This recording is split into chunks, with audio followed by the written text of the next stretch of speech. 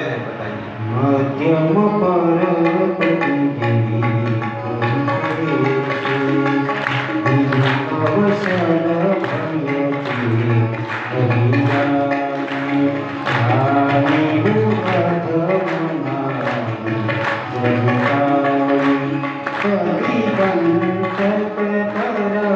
पतिरति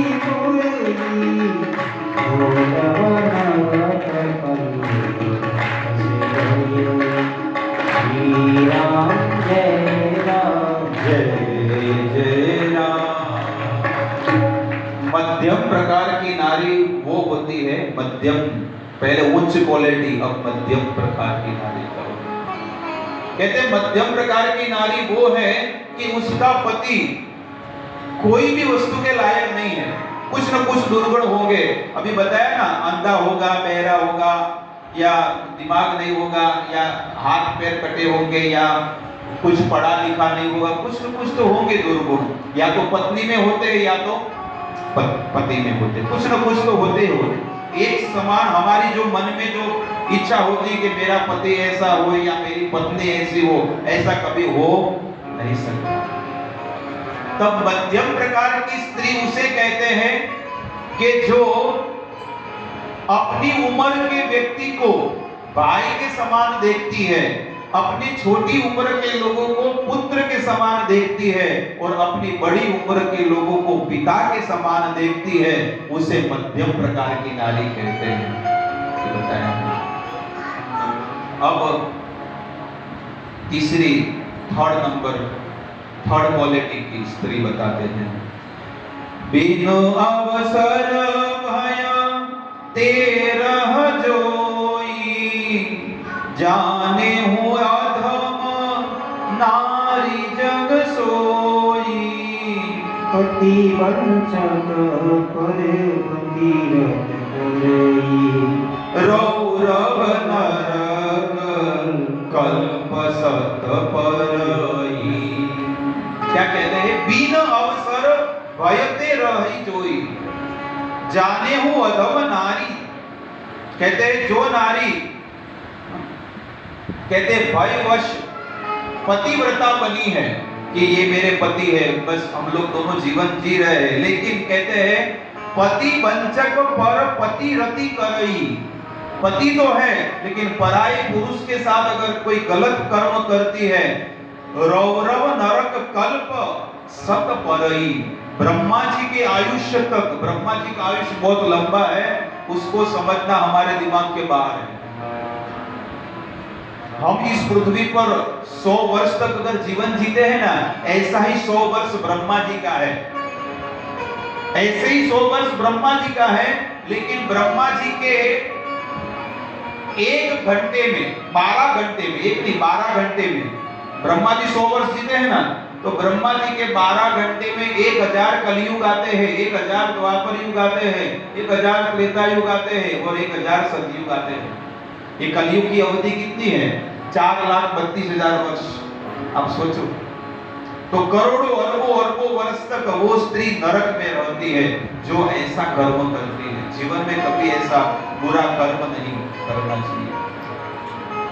अब अनसुईया सती सीता जी को कहते हैं, ये जो वेद सुना, सन सुख लागी जन्म सत कोटि, दुख न समुद्र तेहि सम कोटि, बिनु श्रम नारी परमा करि रही। पतिव्रत धरे सारी जग रही, पति प्रतिकूल जन्म जग जाई।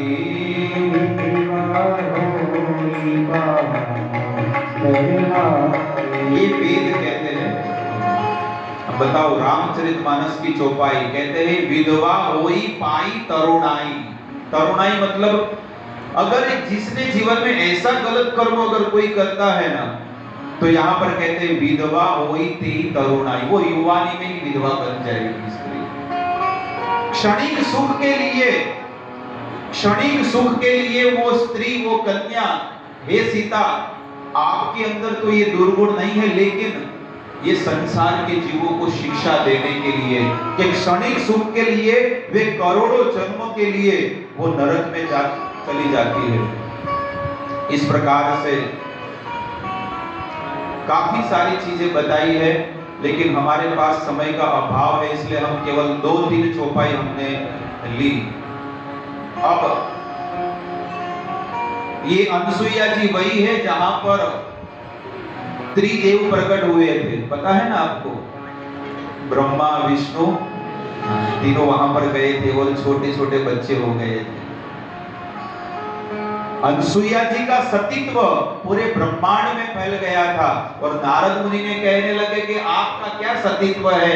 सतीत्व तो चित्रकूट में रहने वाली अनसुईया का है। वाह, अनसुईया का। इसलिए ऐसी सती स्त्री का चरित्र अगर हम सुनते हैं ना, हमारे हृदय में भी अगर थोड़ा भी मैल होगा ना, वो साफ हो जाएगा, पवित्र हो जाएगा हृदय।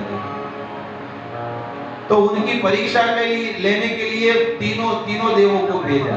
ब्रह्मा विष्णु महेश तीनों गए थे और ब्रह्मा विष्णु महेश तीनों गए और कहा, यति का रूप बनाकर गए कि भिक्षाम देहि।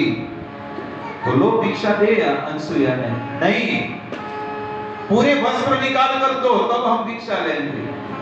तब अनसुईया देवी ने सूर्य देवता को कहा और भगवान को प्रार्थना यही की कि मैंने मेरे जीवन में अगर पराये पुरुष में कभी मन नहीं लगाया गलत, तो अभी के अभी ये तीनों बच्चे हो जाए। जैसे ऐसे कहा वो तीनों बच्चे हो गए। इसका रिजल्ट है, बताओ कि मैंने मन में भी अगर पराये पुरुष का कभी चिंतन न किया हो तो ये तीनों छोटे से बच्चे हो गए। अब तीनों छोटे बच्चे हो गए और वहां पर अत्रि ऋषि मुनि आए। अनसुईया के पति कौन है? अत्रि ऋषि मुनि। ये कौन है? प्रभु ये हमारे छोटे छोटे पुत्र है, बालक पालना में खेल रहे हैं। कौन है? ब्रह्मा विष्णु महेश। शाम हो गई लेकिन वहां पतिदेव घर पे नहीं आए।